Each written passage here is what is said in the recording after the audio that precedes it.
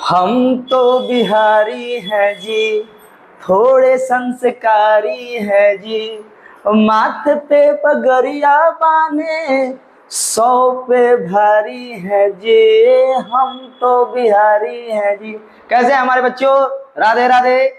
आज हम लोग देखेंगे चक्रवृद्धि ब्याज, और चक्रवृद्धि ब्याज में समझेंगे कि चक्रवृद्धि ब्याज क्या है और इसके अंतर्गत क्या क्या चीजें आएंगे।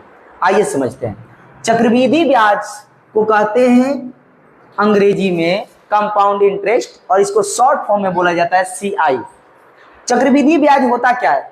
छोटा सा फॉर्म को समझने के लिए सबसे पहले आपको समझना पड़ेगा कि साधारण ब्याज है क्या। साधारण ब्याज वह ब्याज होता है जो केवल मूलधन से निकाला जाता है।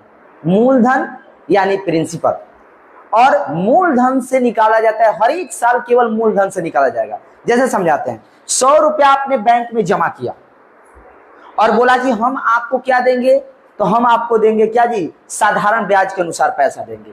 तो वो 100 रुपया जमा करेगा तो हर एक साल 100 रुपए के अनुसार ही आपको ब्याज देगा। जैसे मान लीजिए कि बैंक दिया आपको 10%, तो 10% अगर बैंक दे रहा है आपको ब्याज, तो यानी 100 रुपया जमा किए थे तो अगला साल देगा कितना, 110 रुपया। फिर अगला साल की बात करेंगे 2 साल बाद, तो वो देगा 120 रुपया। फिर अगले साल की बात करेंगे तो वो देगा 130 रुपया। यानी वो आपके मूलधन के साथ ही क्या करेगा जी, आपका ब्याज निकालेगा। इसको हम लोग बोलते हैं साधारण ब्याज। चक्रवृद्धि ब्याज क्या है? चक्रवृद्धि ब्याज वह ब्याज है जो ब्याजों का ब्याज है।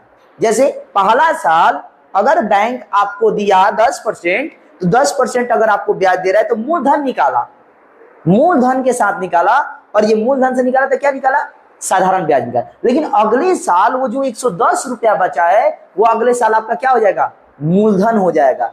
अब फिर उसका 110% निकालेगा, अगर वो 10% निकालेगा तो वो अगले साल हो जाएगा कितना जी, आपका 121 रुपया। तो यहाँ पर जो पहले साल ब्याज था वो मूलधन के साथ जुड़कर वो एक नया मूलधन बनाएगा, और उससे जो ब्याज 10% निकलेगा वो अगले साल का क्या जी, दोनों जोड़कर मिश्र धन हो जाएगा। इसी को हम लोग बोलते हैं क्या जी, ब्याजों का ब्याज। और ब्याजों को, ब्याज को ही हम लोग क्या बोलते हैं जी, चक्रवृद्धि ब्याज। आइए इसके अंतर्गत क्या क्या होगा वो समझते हैं।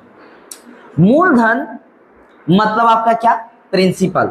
मूलधन मतलब अपना धन जो बैंक में जमा कर रहे हैं। दर का मतलब होता है रेट, कितने परसेंट वो आपको देगा ब्याज के रूप में, उसको दर बोलते हैं। 8%, 10%, 20% वो आपको देगा। समय यानी कितने साल के लिए, 1 साल, 2 साल, तो कभी कभी तिमाही, 6 माही, 1.5 साल, 2 साल ऐसे करके आपको बोल देता है, तो वो आपको समय में गिना जाता है।